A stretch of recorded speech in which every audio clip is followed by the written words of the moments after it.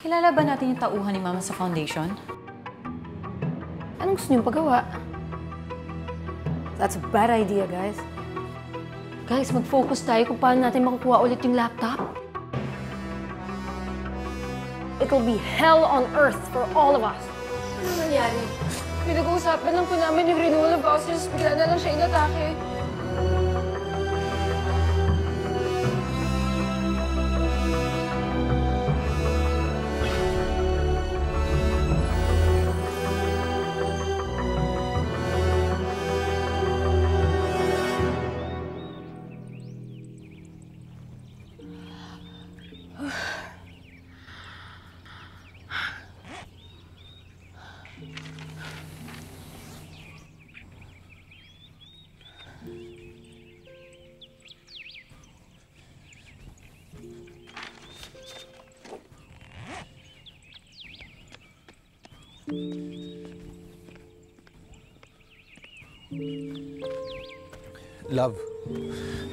Love, kailangan natin mag-usap.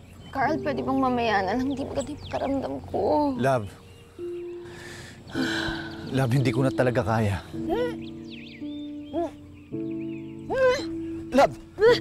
Love! Ano nangyari sa'yo? Kaya alam, nahihilo ako. Hoy! Maglasip na, ano ba na naman nangyari sa'yo? Hindi ka kasi nag-breakfast. Ito, kumain ka na nga muna. Ano ba naman ito? Manong wala akong gana kumain. Oo, naku Alam mo, dapat hindi ka nagpapalipas ng gutom. Aba, napansin ko tuwing umaga ka na lang nahihilo at naduduwal. Baka mamaya morning sickness na yan. Aba, teka. Ano nga ba gagawin ng mag-asawa pag lockdown? Alam ka naman magtitigan lang sila. Love, Carl, hindi kaya...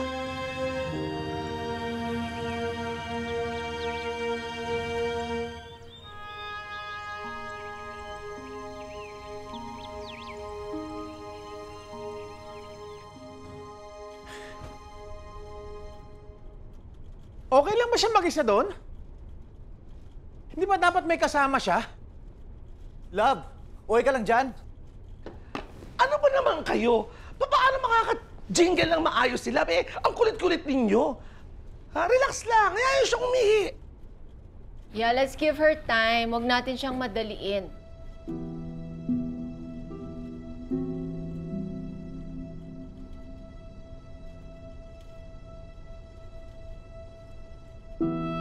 Pero grabe, after all these years, ngayon pa talaga.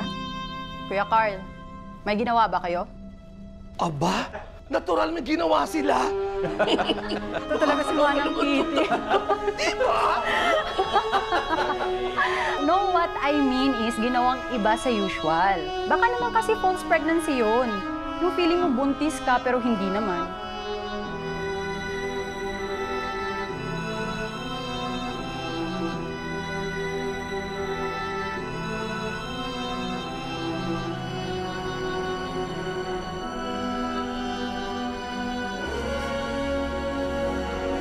Alam mo, totoo yan. Nangyari sa akin yan minsan. Pag umaga, naduduwal-duwal ako. Parang iba naman Basta hilo-hilo. Ito lang yan, ito lang. Ano ba talaga gusto mo malaman, ha? Eto, ilang buwan na to, Manang Kitty.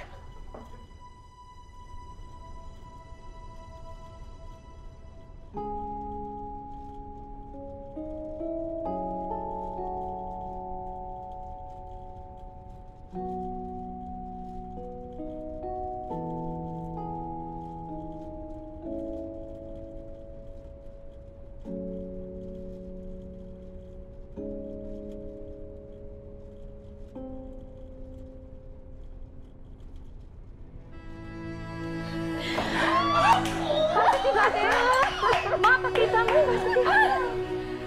Ano mo? Sana positive. Ito ang pinaka-bonggang positive na kakahabi. I'm so happy for you. Congratulations. Congrats din sa'yo, Carla. Sana babae na, di ba? Yan ang pangarap natin. Na kami sa'yo. At saka parang meron kami inaayusan. Ano ba pangalan natin?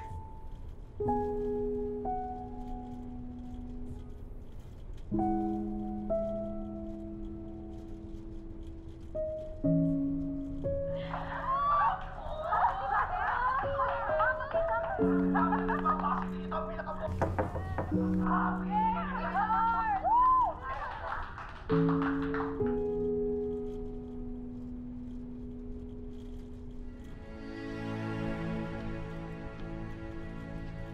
mo?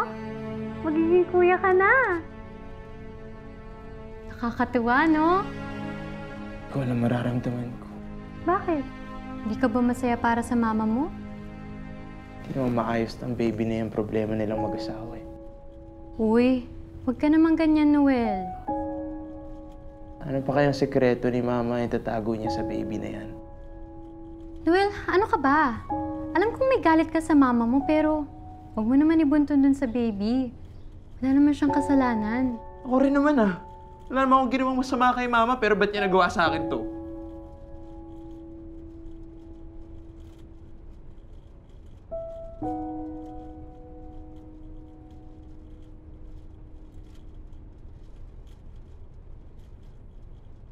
Sinubukan niya akong hanapin, May.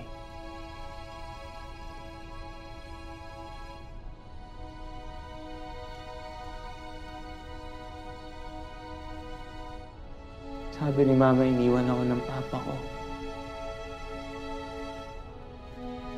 Pero sa huli, sinubukan niya ayusin lahat. Pero anong ginawa ni Mama? She's selfish. Good luck sa baby na yun.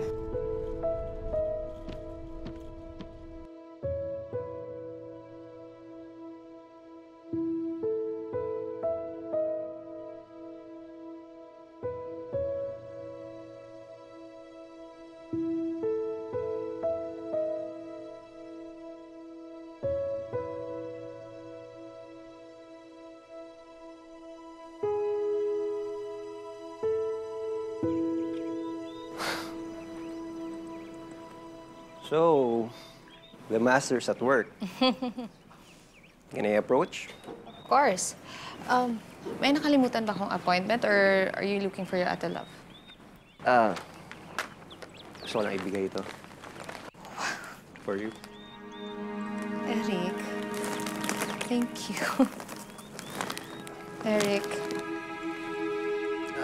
Alam kong hindi ito yung magandang timing talaga. Dahil may hinaharap ka pang problema sa kaso mo. Pero gusto ko na rin magpaka sa kanya.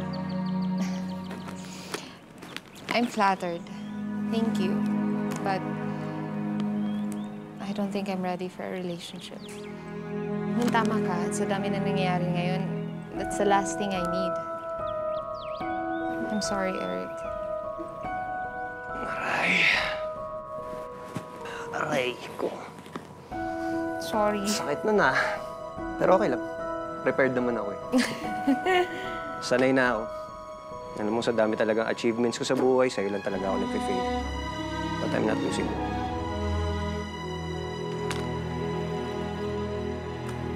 Thank you.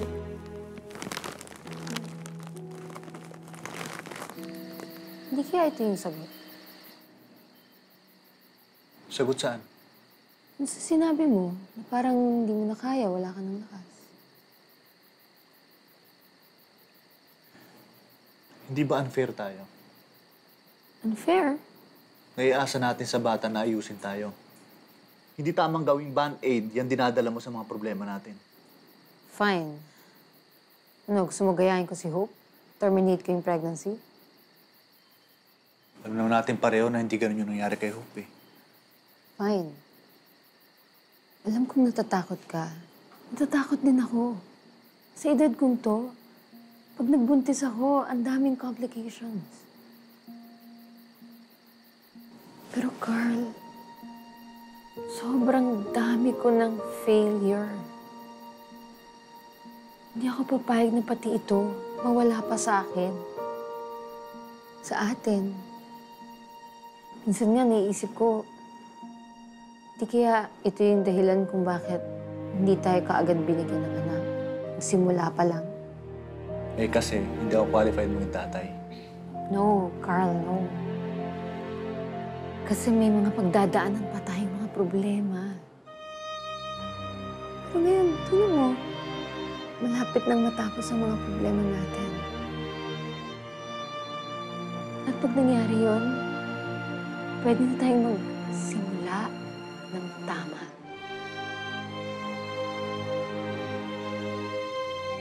Carl,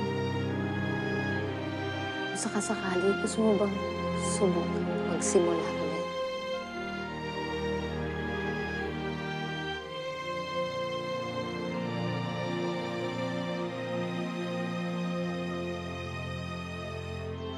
Ate, may papangalan ka na ba dito? Naku, pangalan agad. Pwede bang antayin natin lumaki yung tiyan ni ate saka tayo mag-isip ng pangalan? Pero, sige, maghahanap na ako dito. Mas maganda pag ano... Ano to? Ha? Ano to?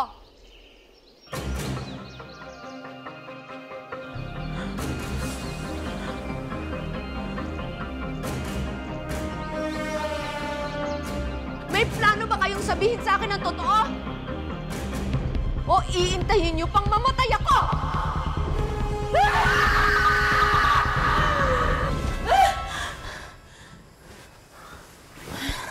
Wait.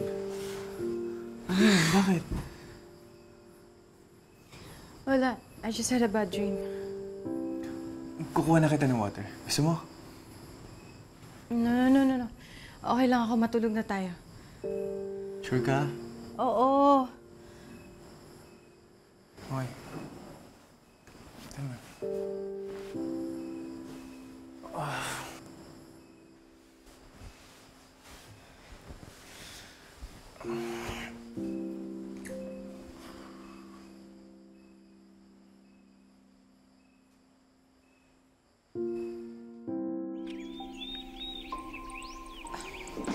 Akala ko nagjo-joke lang si Mama sa sinabi niyang magbibili siya ng Christmas decors.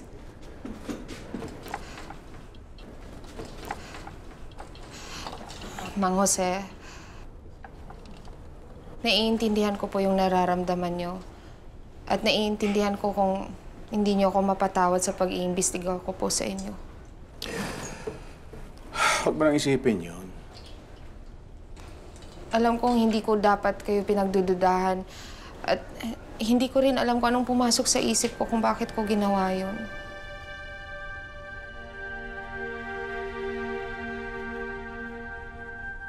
Ako, Hope, alam ko. Gusto mo lang protektahan ng mama mo. Naintindihan ko yun. Pero aaminin ko, nagtampo ako. Pero ganun talaga yun eh. Kapag mahal mo ang isang tao, wala kang hindi kayang gawin. Kahit makakasakit ka ng iba. Minsan. Ayos na yun. Huwag mo nang alalahanin yun. Mang Jose, sorry talaga. Sana mapatawad niyo ako sa ginawa ko.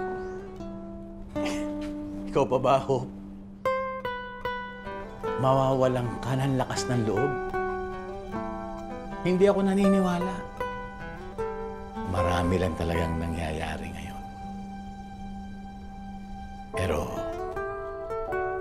naiintindihan kita.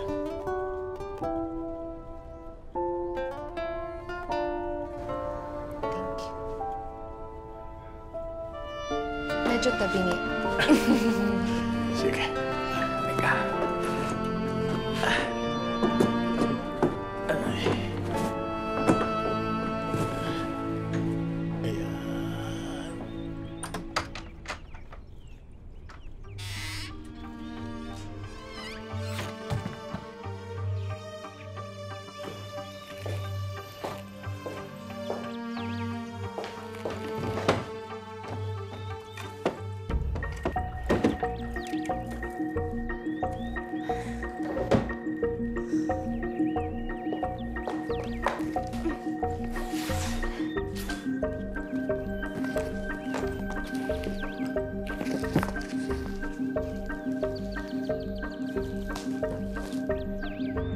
Hoy, akin na yan! Doktor, atin mo itong pasyente mong buntis ang tigas ng ulo. Manang Kitty, buntis ako, hindi baldado. Okay, tingnan natin. 35.6. Okay na po ako na. You are officially cleared. Stoy, baby boy, gumaya ka na dyan. Miss ka na namin sa kainan. Opo, Manang Kitty. Okay mauna muna ako sa inyo. May kukunin lang ako sa labas. Ikaw na bahala? Yes, ma. Thanks.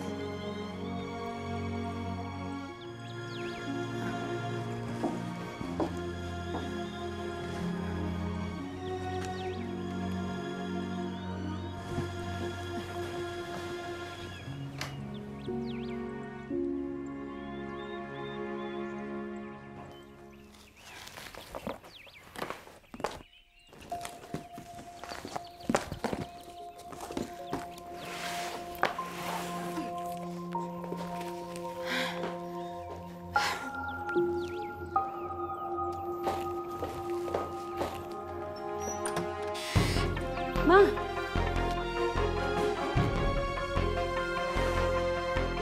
Kanina pa kita nahanap eh. Akala ko bumaba ka na eh. Magpapaalam lang sana ako. Di ba, Joy, ang sabi ko sa'yo, yung tao na namin sa foundation ang bahala sa mga files mo? Naku ma, ako na ma. Hindi pa naman nila kinukuha eh. Tsaka, ibabalik ko din naman in time.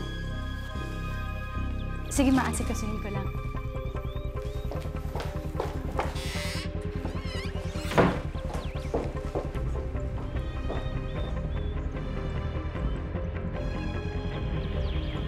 Thank you, Manang Kitty.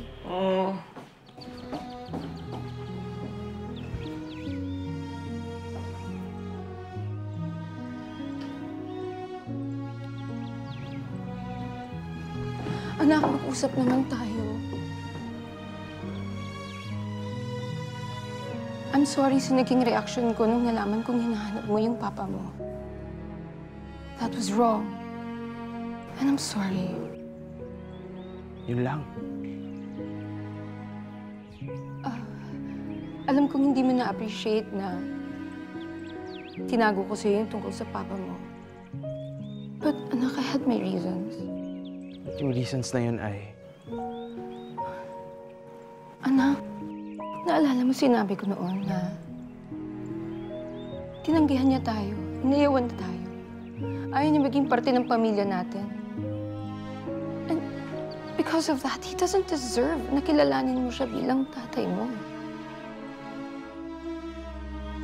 Well, if he really wanted to get to know you, hahanapin ka niya. Hinahanap niya ako, Ma.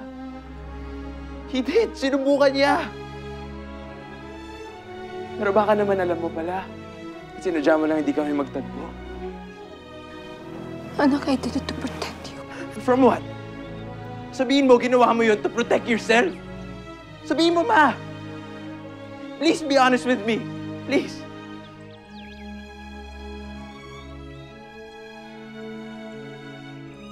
Alam mo bang patay na siya?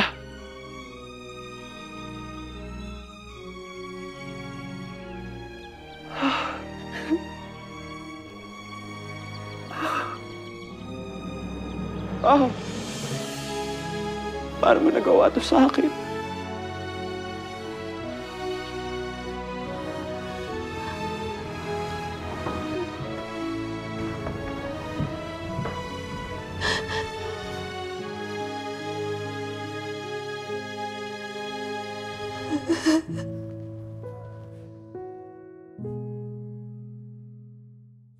Ay, ang saya. Ang tagal kong pinangarap yung pagkakataon na to.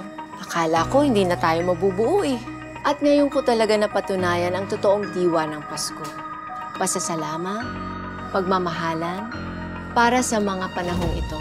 Hindi natin alam kung anong mangyayari. Pero may plano ang Panginoon. Maghahanda kami ng entrapment operation. Gagawin yung pain si Ate Love? Hindi siya makikipagkita sa Javier na yun. Carl, wala tayong choice. Kailangan kong gawin to para kay Noel, para sa ikakatahimik ng buhay nating lahat.